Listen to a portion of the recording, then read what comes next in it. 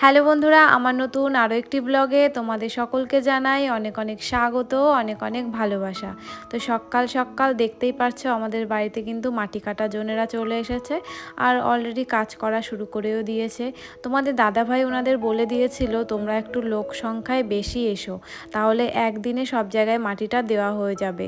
তো ওই জন্য ওনারা অনেক লোকই এসেছে, প্রায় 16 জন মতন এসেছে। তো সবাই তো কাজ শুরু করে দিয়েছে, দেখতেই পারছো। আর কালকে তো মাটি দেওয়া হলো, এখানে কিন্তু অনেক মাটি ঢিপি দেওয়া ছিল, সেইগুলো ওনারা সকাল থেকে এইখানে দিচ্ছে। আমার ঘুম থেকে ওঠার আগেই ওনারা চলে এসেছে। তো অনেকটাই মাটি দেওয়া হয়ে গেছে, দেখো এই সাইড দিয়ে ওই সাইড দিয়ে। আর তোমরা কি ঘরের ডিজাইনটা কিছু বুঝতে পারছো? আমি তো বুঝতে পারছি, কারণ ম্যাপ বানানোর সময় তো আমি ছিলাম। তো আমার কাছে কিন্তু সমস্ত কিছু ক্লিয়ার, কোন জায়গায় কি হবে না হবে, কটা রুম হবে কি না, সব কিছুই আমি জানি। কিন্তু তোমরা হয়তো বুঝতে পারছো না, অনেকেই বুঝতে পারছে না, এসে বলছে কোনটা রুম হবে, কোনটা বারান্দা, কোনটা রান্নাঘর, বাথরুম, অনেকে জিজ্ঞেস করছে এই টাই বিমটা হওয়ার পরে আমাদের পাড়া প্রতিবেশী যারা এসে দেখছে। কিন্তু তাদের ওই বোঝাতেই হচ্ছে আমাকে, আর তারা কিন্তু কিছুই বুঝতে পারছে না। তোমরা কি বুঝতে পারছো? বুঝতে পারলে অবশ্যই জানিও কমেন্টে। তো যাই হোক, এখানে মাটি দেওয়ার কাজ চলছে, দেখো অনেকটাই কিন্তু মাটি দেওয়া হয়ে গেছে, কারণ ওনারা সংখ্যায় বেশি এসেছে, ওই জন্য কিছু লোক মাটি কাটছে আর কিছু লোক মাটি দিচ্ছে। এইভাবে করলে খুব তাড়াতাড়ি হয়ে যাবে। বললো যে দুপুরের আগেই হয়ে যাবে, মানে ওনারা সকালে এসছে, ভাত নিয়ে এসছে, এই 10টার দিকে ওনারা খাবে, তারপরে আবার কাজে লেগে যাবে। আর দুপুরের আগে মানে ওই 12টা 1টার দিকে নাকি হয়ে যাবে। তো ওনারা বাড়ি গিয়ে আবার দুপুরের খাওয়া খাবে, মানে দুপুরবেলা খাবার খাবে বাড়ি গিয়ে। তো সেইভাবেই বললো যে তাড়াতাড়ি হয়ে যাবে। আর আমি এখন চলে আসলাম রান্নাঘরে, কারণ সবাইকে চা দিতে হবে। এখন প্রায় ওই 7:30 কি 8টা এরকম বাজে। তো আমি চলে আসলাম চা করতে। আর আজকে তো চা হাঁড়িতে করতে হবে, কারণ লোক সংখ্যা বেশি, না হলে ধরবে না আমি যেটাই চা বানাই আর কি। ওই জন্য একটা হাঁড়িতেই বসিয়ে দিয়েছি এখানে। এই হাঁড়িটা কিন্তু মানে ভাত রান্না করার হাঁড়ি, যখন শাশুড়ি মা থাকে না, তোমাদের দাদাভাই আর আমি থাকি, এই হাঁড়িতে রান্না করি। তো সেই হাঁড়িতেই দেখো চা এখানে বসিয়ে দিয়েছি। আর চাটা ঢালবো কিসে, তোমাদের দাদাভাই বললো ওই যে বড় একটা মগ দেখলে প্লাস্টিকের, ওইটার মধ্যে মানে প্রথমে চাটা ছেঁকে রাখবো, তারপরে কিন্তু প্লেটে ওই কাপগুলো সাজিয়েছি, প্লেটের উপরে মানে কাপে দেব। তো এখানে আমার চা দেওয়া হয়ে গেছে, এখন চলে আসলাম সকালবেলার ব্রেকফাস্ট করতে, মানে ব্রেকফাস্ট বানাতে আর কি। আর তোমাদের দাদাভাইকে বললাম যে আজকে ডিম টোস্ট করব, তুমি খেও, কারণ একা একা খেতে কেমন একটা লাগে না বলো? প্রত্যেক দিন তো শাশুড়ি মা থাকে, তোমরা জানোই শাশুড়ি মা কালকে চলে গেছে ওনার মেয়ে জামাই বাড়ি, মানে ডাক্তার দেখাতে গেছে, সেখান থেকে জামাই বাড়ি যাবে আর কি। তো আজকে তো আর আসবে না, আজকে আমি আর তোমাদের দাদাভাই দুজনেই আছি। ওই জন্য সকালবেলার ব্রেকফাস্টটা বললাম তুমি আমি দুজনে একসঙ্গে খাই, একা একা খেতে ভালো লাগছে না। তো বললো ঠিক আছে খাবোক্ষণে। ওই জন্য এখানে আমি ব্রেকফাস্ট বানাচ্ছিলাম, তো তোমাদের দাদাভাই আবার আমাকে হেল্প করে দিচ্ছিল, ও তো আমার সব কাজেই হেল্প করে। আর আজকে দুপুরবেলা রান্নাবান্নার কোনো ঝামেলা নেই বাড়িতে, কারণ আমাদের একটা নেমন্তন্ন রয়েছে, সেখানেই যাব। আর নেমন্তন্ন বলতে সেই রকম বড় কোনো অনুষ্ঠান নয়, বা অনুষ্ঠান বাড়িও নয়। আমার মেজো মাসির বাড়ির থেকে আমাদের দুপুরবেলা খাওয়া দাওয়ার জন্য নেমন্তন্ন করেছে, বাড়ির সবাইকেই বলেছে। আর শাশুড়ি মা তো বাড়িতে নেই, আর উনি বাড়িতে থাকলে উনি যেত না। প্রত্যেকবারই এরকম নেমন্তন্ন আসলে আমার বাবার বাড়ির দিক থেকে উনি যায় না, জানি না কেন যায় না। তোমাদের দাদাভাই যখন বাড়ি থাকে ও আর আমিই যাই, আর যখন ও বাড়ি থাকে না তখন যাই না। তো এরকমই হয়। আর আমার বাবার বাড়ির দিকে না এই নিয়মটা আছে, যখনই জামাই কাজ থেকে আসে, যেরকম আমার বাবার কথা বলি, আমার বাবা তো বিদেশে থাকতো, তো যখনই ছুটিতে বাড়ি আসতো এরকম সব বাড়ি কিন্তু নেমন্তন্ন করে খাওয়াতো, জামা কাপড় দিত, যতবারই আসবে ততবারই কিন্তু বলবে। এই নিয়ে তোমাদের দাদাভাই 3বার আসলো, এই 3বারই কিন্তু আমাদের নেমন্তন্ন করে সব বাড়ির থেকে বলা হয় বা বলা হবে, এবারও বলা হবে। প্রথমে একদিন গিয়েছিলাম বড় মাসিদের বাড়ি, তো তোমাদের সঙ্গে শেয়ার করেছিলাম। আর আজকে হচ্ছে মেজো মাসিদের বাড়ি যাব। এখনও তো মামাদের বাড়ির বাকি, দিদিদের বাড়ি বাকি, তো সবার বাড়ি কিন্তু একবার করে আমাদের যেতেই হয়। তো শাশুড়ি মাকেও নিয়ে যেতে বলে, উনি কখনোই যায় না আমাদের সঙ্গে, তো জানি না কেন যায় না। তো আর আমার শ্বশুরবাড়ির দিকে না এইরকম কোনো নিয়ম আমি আজ পর্যন্ত দেখলাম না। এই নিয়ে আমার প্রায় 3 বছর হতে গেল, মানে বিয়ে হয়েছে, এখনও পর্যন্ত এরকম কোনো নেমন্তন্ন পাইও নি আমার শ্বশুরবাড়ির দিকে যত আত্মীয় স্বজনরা আসে। আর আমার শ্বশুরবাড়িতেও সেরকমভাবে কাউকে মানে নতুন বিয়ে হলে এনে খাওয়াতেও দেখিনি। তো জানি না, এরকম এনাদের মধ্যে হয়তো নেই এই নিয়মটা, কিন্তু কিন্তু আমার বাবার বাড়ির দিক থেকে কিন্তু এই নিয়মটা আছে। তো ওই জন্য যতবারই তোমাদের দাদাভাই ছুটিতে আসবে আমাদের এরকমভাবে নেমন্তন্ন করে সব বাড়ি থেকে, এমনকি জামা কাপড়ও দেওয়া হয়। প্রথম বছরেও দেওয়া হয়েছিল আমার বিয়ের প্রথমে, তখন তোমাদের দাদাভাই বাড়ি ছিল। কিন্তু আমার শ্বশুরবাড়ি এই নিয়মটা এখনও পর্যন্ত আমি দেখিনি, এমনকি আমাদের কেউ নেমন্তন্নও করেনি। তো জানি না ভবিষ্যতে করবে কি না, আর এখন তো অনেক দিন হয়ে গেছে। তো এক এক মানে পরিবারে এক এক রকম নিয়ম থাকে। তো তো আমার বাবার বাড়ির দিক থেকে এই নিয়মটা রয়েছে। আগে দেখেছি বাবা এরকম যেত, বাবার সাথে যেতাম মামা বাড়ি, মাসির বাড়ি, দিদি বাড়ি, আর এখন তো আমার বর আর আমি যাচ্ছি। তো যাই হোক, বাবা যতদিন বেঁচে ছিল ততদিন কিন্তু নেমন্তন্ন করেছে। এমন নয় যে বয়স হয়ে গেছে, মানে এখন নতুন জামাই নেই, পুরনো হয়ে গেছে, তা কিন্তু না। তো বাবা তো মারা যাওয়ার আগের বছরও আমাদের নেমন্তন্ন করে খাইয়েছিল। এখন তো বাবা বেঁচে নেই।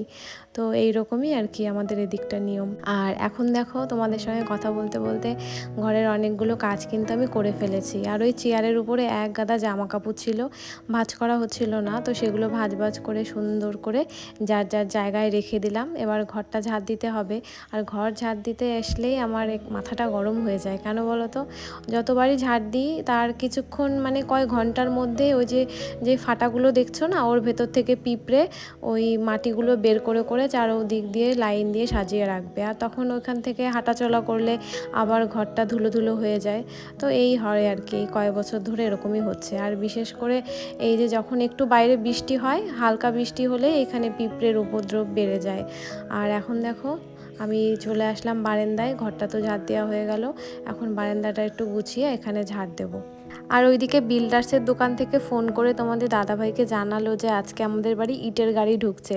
শুনে তো আমার বেশ আনন্দ লাগছে। আজকে যদি ইটের গাড়ি ঢুকে যায় তাহলে কালকে থেকে গাঁথনির কাজ শুরু হবে। আর তোমরা তো জানোই গত 3-4 দিন আমাদের বাড়ি মানে মিস্ত্রি দাদারা আসছে না, কাজ বন্ধ রয়েছে। যেহেতু এই যে টাইবিম ঢালাই হলো, তারপর মাটি ঢুকলো কালকে, আজকে এই যে মাটি সমান করা হচ্ছে, এই নিয়ে প্রায় 4 দিন বন্ধ গেল কাজ।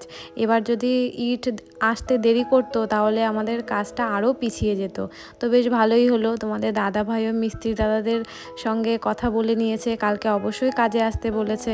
তো আমার তো কাজ শুরু হলে মানে বেশ ভালোই লাগে। যখনই কাজ বন্ধ হয়ে যায় না, আমার মনটা খারাপ হয়ে যায়।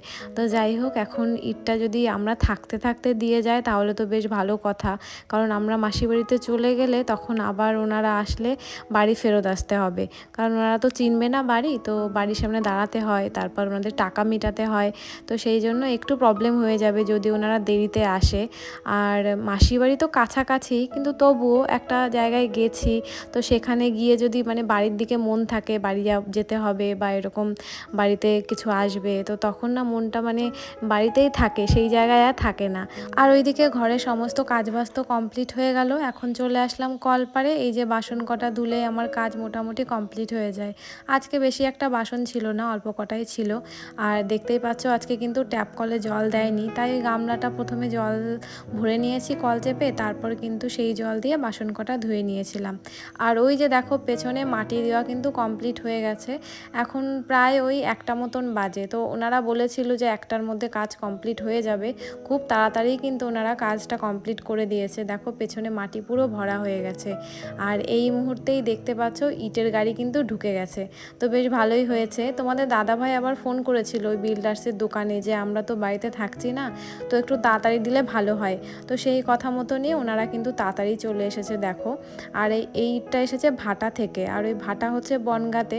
আমরা তো বনগাঁ থেকে প্রায় 10 কিলোমিটার ভেতরে থাকি।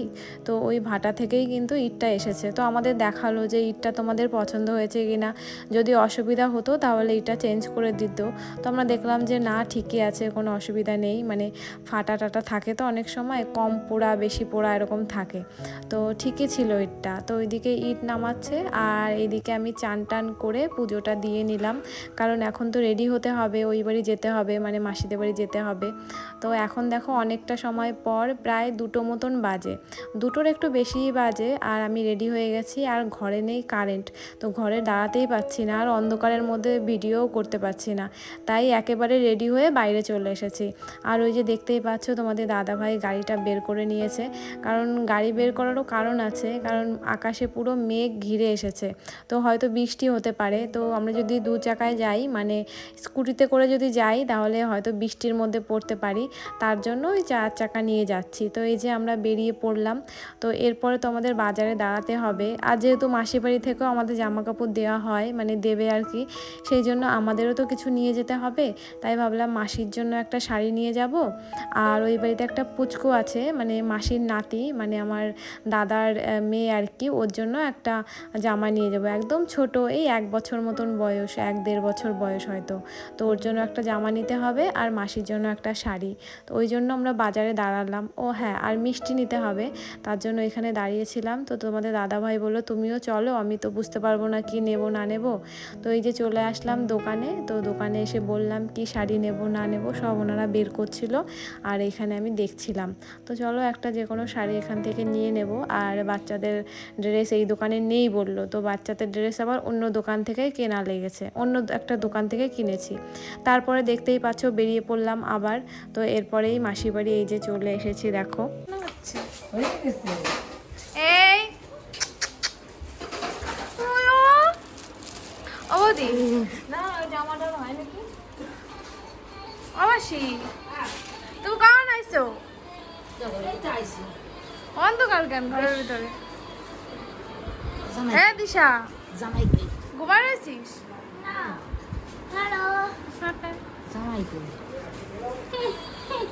এতক্ষণ পরে এসছে বাইরে বাইরে। ভালো আছো? রে, কি হয়েছে?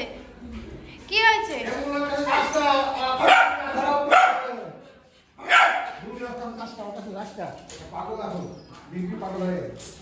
পাগল হয়ে গেছে লোকজন দেখে না?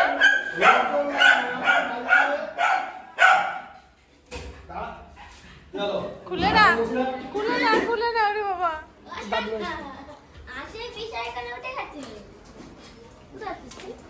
নাকি এই যে কেমন করে যায়, কি সুন্দর।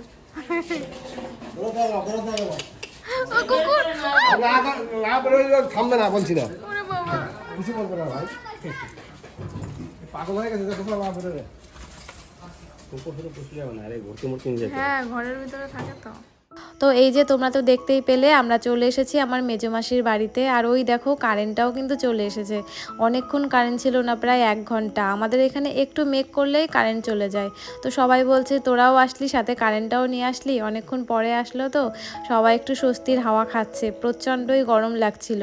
আর এই যে যাকে দেখছো এটা হচ্ছে আমার বড় মাসি। তো এই বাড়িতে এসে দেখছি মাসিও এসেছে, মানে বড় মাসি, তো ওনাকে একটু ফ্রেমে নিয়ে নিলাম। আর এখন হবে আমাদের খাওয়া দাওয়ার পর্ব।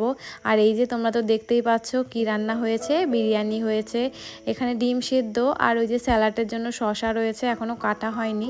আর এই যে চিকেনটা আলাদা করে রাখা হয়েছে রাইসের থেকে, যাতে দিতে সুবিধা হয়। আর এখানে 2টো হাঁড়িতে রান্না হচ্ছে, একটা হয়ে গেছে আর একটা দমে বসেছে। যেহেতু বড় কোনো পাত্র নেই, মানে বড় কোনো হাঁড়ি নেই, ওই জন্য ওই ছোট 2টো হাঁড়িতে আলাদা আলাদা করে করা হয়েছে। আর ওই যে দেখো আমার মাও চলে এসেছে, পিঙ্ক কালারের শাড়ি পরা। আর এটা তো মায়ের দিদি বাড়ি, মায়ের ইনভার্ট তো আগেই থাকবে, আগে হচ্ছে মায়ের দিদি বাড়ি, পরে হচ্ছে আমার মাসি, তাই মাও চলে এসেছে, আমাদের আগেই এসেছে। তো উনি একটু যাচ্ছে পাড়ায় এদিক ওদিক সবার সঙ্গে দেখা করতে, আর আমাদের এখানে বসিয়ে দিয়েছে খেতে। আর বলতে পারো এখানে যত লোক এসেছে সবার থেকে আমরাই স্পেশাল, মানে স্পেশাল গেস্ট, ওই জন্য আমাদের আগে থেকেই, মানে আগেই বসিয়ে দিতে বলেছে। তো তোমাদের দাদা ভাইও বসে পড়েছে, আর ওদিকে দুলালদাও বসে পড়েছে, আর আমিও বসে পড়লাম। আর দেখো আমার একদম সলিড পিস পড়েছে, আমার সলিড পিস খেতে ভালো লাগে না, আমার একটু হাড় জড়ানো মাংস খেতে ভালো লাগে, তোমাদের দাদাভাই সেটা জানে। আর আমি কিন্তু ওকে কিছুই বলিনি, সবে আমি খাওয়া শুরু করলাম আর ও দেখো আমার পিসটা চেঞ্জ করে নিয়ে নিল, কারণ ও জানে আমার সলিড মাংস একদম ভালো লাগে না। তোমাদের দাদাভাই আবার সলিড মাংস ভালো খায়, আবার ওর একটা হাড়ের পিস পড়েছে, ওই জন্য আমারটা ও নিয়ে নিল, ওরটা আমাকে দিয়ে দিল। আর এখন দিদিকে একটু বলেছিলাম ভিডিও করে দিতে, আমার একটা জেঠুর মেয়ে, আর ও ভিডিও করছে কিভাবে দেখো, একদম মুখের ভেতরে ক্যামেরা ঢুকিয়ে দিচ্ছিল। আর বিরিয়ানিটা বেশ ভালোই হয়েছিল। আর আমরা না জানতাম না যে বিরিয়ানি হবে, আমরা এখানে এসেই জানতে পারলাম। আর এইখানে দেখো যে যেখানে পাচ্ছে সে সেখানে বসে পড়েছে খেতে। আর মা তো বিরিয়ানি খায় না, ওই জন্য ওইখানে বসে ভাত খাচ্ছিল। আর এইখানে মাসি বিরিয়ানি খাচ্ছিল। আর আমার মাসি অসুস্থ, মানে হাঁটাচলা করতে পারে না, ওই জন্য বিছানার উপরে বসেই খাচ্ছে। খাওয়া দাওয়ার পরে সবাই এক জায়গায় বসে একটু গল্প আড্ডা হলো। তারপরে ওই 5টার দিকে আমরা বাড়ির দিকে চলে গেছিলাম। তো ভিডিওটা আর কন্টিনিউ করলাম না, এখানেই শেষ করছি। তোমরা যারা এত পর্যন্ত ভিডিওটা দেখলে তাদের অসংখ্য ধন্যবাদ। আবার একটা নতুন ভিডিওর সঙ্গে খুব তাড়াতাড়ি দেখা হচ্ছে। সবাই ভালো থেকো, সুস্থ থেকো, টাটা সবাইকে।